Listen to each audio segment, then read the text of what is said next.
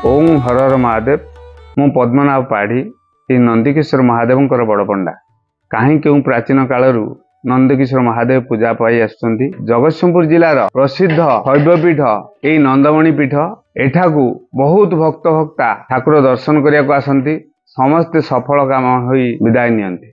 ये होती आमर ब्रह्मकाठ नंदकिशोर महादेव ख्याति जेतिकी ता सहित मुख्य आकर्षण होउचंती आमर ये ब्रह्मकाठ। यही काठ पछरे अनेक रहस्य अच्छी। काठ बाहर मुख्य कारण बड़पंडा को प्रथमे स्वप्नादेश होता सुहागपुर रे ब्रह्मकाठ अच्छी बोली ठाकुर बड़पंडा को स्वप्नादेश करथिले। आउ ता पर दिन से स्थान रु आनी नंदमणि पीठ रे पूजा पाइबा पई से निर्देश देथिले। तेणु एठी बड़पंडा तांकर नाम संकीर्तन सह से सुहागपुर जाई पहुंची थिले। से स्थान रे से स्थान टी खनन करागला।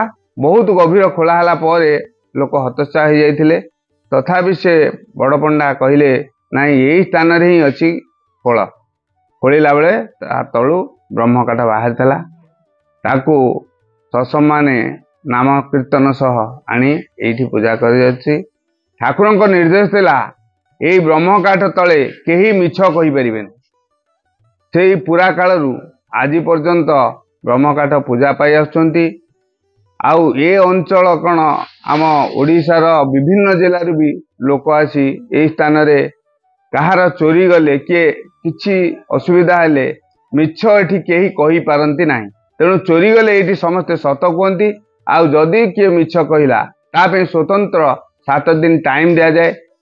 जिनिष प्राय 95% जिनिष मिल जाए। आ जो माने मिछ कहती ना आम नहीं नाऊ तांको 7 दिन पर एठी राति उपवास रही सकाळ को नियम करा जाए।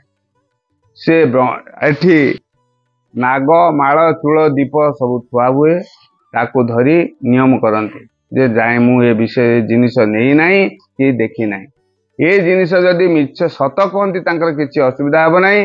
जदि मिछ कहती से ताहले अकाल मृत्युवरण करे। खूब कम दिन भीतर तार मृत्यु हो जाए।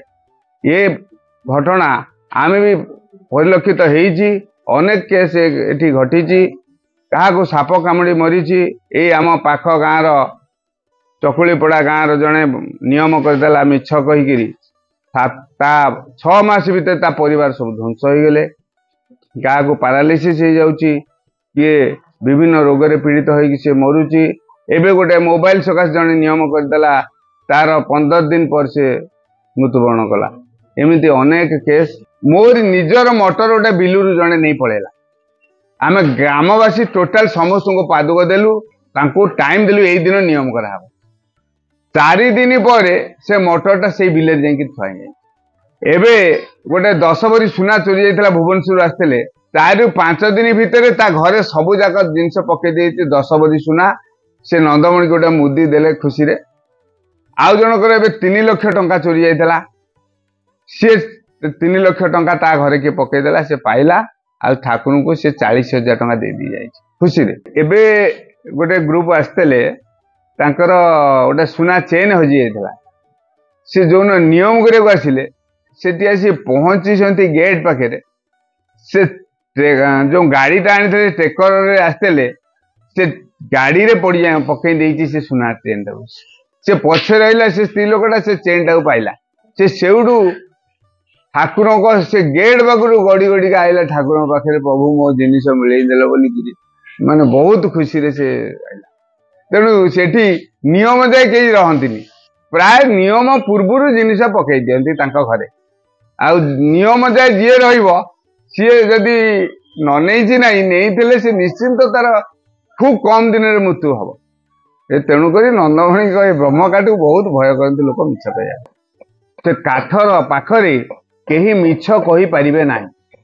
से काठरे ब्रह्म थिबारु से काठर नाम ब्रह्मकाठ।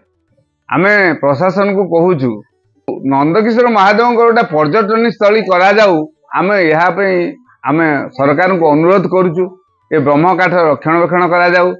आउ ये अंचलर प्रसिद्ध महादेव जगतसिंहपुर जिलार किंतु सरकार दृष्टि पड़ूना। आम एथिपाई दुखित।